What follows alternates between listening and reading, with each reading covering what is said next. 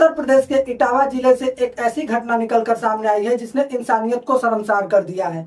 जहां एक तरफ लोग जातिवाद से ऊपर उठकर अपनी जिंदगी जी रहे हैं और समाज में आगे बढ़ रहे हैं, तो वहीं दूसरी तरफ कुछ ऐसे लोग भी हैं जो जातिवाद जैसी गंदगी वाले सोच में पड़े हुए हैं। इटावा जिले में महाभागवत की कथा कहने गए लोगों को सिर्फ इसलिए मारा गया क्योंकि वो जाति से ब्राह्मण नहीं थे, यादव थे। तो इटावा जिले के दादरपुर गांव में कुछ ऐसी ही घटना हुई जिसने इंसानियत को झंझोड़ के रख दिया। मुकुटमणि और उनके समूह के कुछ लोग दादरपुर गांव में श्रीमद् भागवत कथा का वाचन करने जाते हैं और वहां पर जब उनकी कथा समाप्त हो जाती है तो उन्हें भोजन के लिए बुलाया जाता है। और जब वो भोजन के लिए जाते हैं तो उनसे उनकी बिरादरी पूछी जाती है कि भाई साहब आप किस बिरादरी के हैं। और जब वहां के ब्राह्मणों को ये पता चलता है कि कथा वाचन करने वाला ब्राह्मण ना होकर यादव है, तो तुरंत ही उनके ऊपर 50 से 60 लोग अटैक कर देते हैं। और वहां पे कुछ ऐसा होता है जिसने इंसानियत को भी झंझोड़ के रख दिया।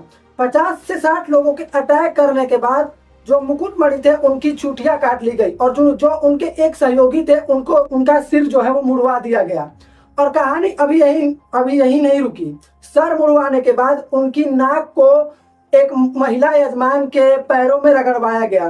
बड़े बूढ़े और बच्चों के पैरों में भी उनके नाक को रगड़वाया गया। और उसके बाद उसी महिला यजमान के सामने जिनकी नाक रगड़वाई गई थी, उसी महिला यजमान से पेशाब करवा के उनके ऊपर छिड़कवाया गया। और छिड़कवाने के बाद लोगों ने ये कहा कि अब तुम यहाँ से जाओ, अब पवित्र हो चुके हो और अब तुम भागवत की कथा कहने लायक हो चुके हो। और जब कथावाचकों ने ये कहा कि मेरा सामान मुझे लौटा दीजिए, तो उनका जवाब ये था कि अभी तुम्हें जिंदा छोड़ दिया है, यही बहुत है, जल्दी भाग जाओ यहाँ से, नहीं तो मारे जाओगे।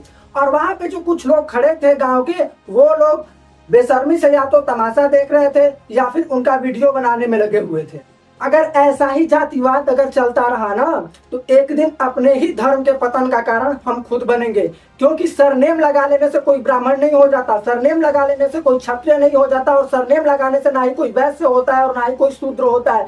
सरनेम लगाने से बस इतना पता चलता है कि हमारा खानदान क्या है। और रही बात तो जो मनुष्य का जो आधार होता है, उसके कर्मों के आधार पर उसके वर्ण का विभाजन किया जाता है कि उसका कर्म क्या है। एक बात आप ये बताइए कि क्या वे लोग भगवान से भी बड़े हैं जिन्होंने ये घिनौना काम किया है? क्योंकि भगवान तो कभी अपने भक्तों में भेदभाव नहीं करते हैं। भगवान के लिए तो सभी प्राणी, जीव जंतु जो भी है सभी एक समान है। तो फिर इतना भेदभाव क्यों? और रही बात जाति के भेदभाव की, तो इसे बनाने वाले खुद हम ही इंसान हैं, जो जाति का भेदभाव हमने बनाया है।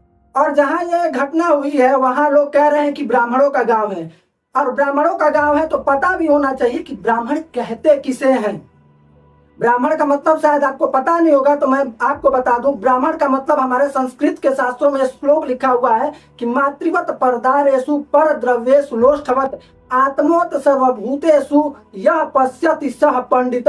मतलब वह इंसान जो पराई माता बहनों को माता की दृष्टि से देखता है और दूसरे के धन को, जो दूसरों का धन होता है, उसे ढेले के समान देखता है और सबके प्रति अपने आत्मा के अंदर समान भाव रखता है, उसे ही अपने शास्त्रों में पंडित कहा गया है। उसे पंडित नहीं कहा गया जो कि जातिवाद में पढ़कर लोगों को मारता पीटता है, नशा करता है या फिर व्यसन करता है।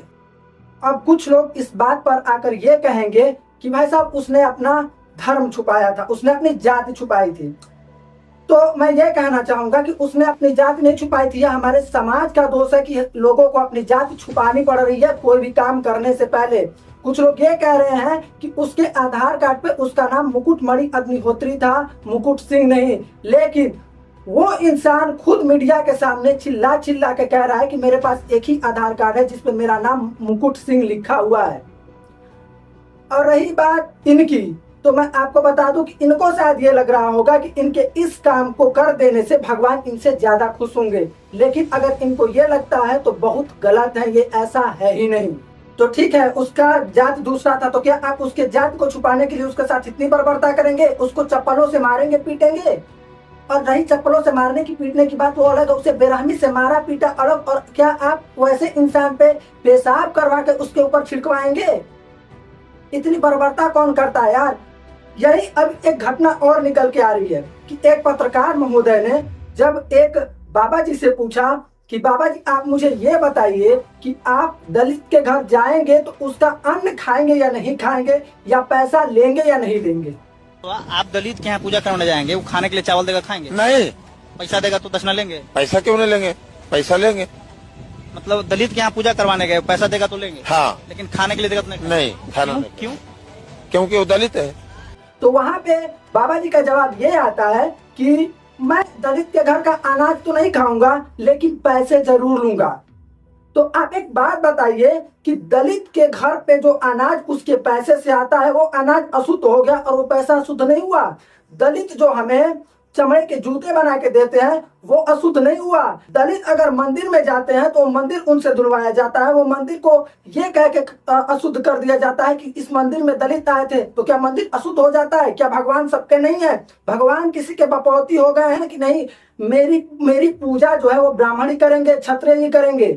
हमारी पूजा करने का हक दलितों को नहीं है।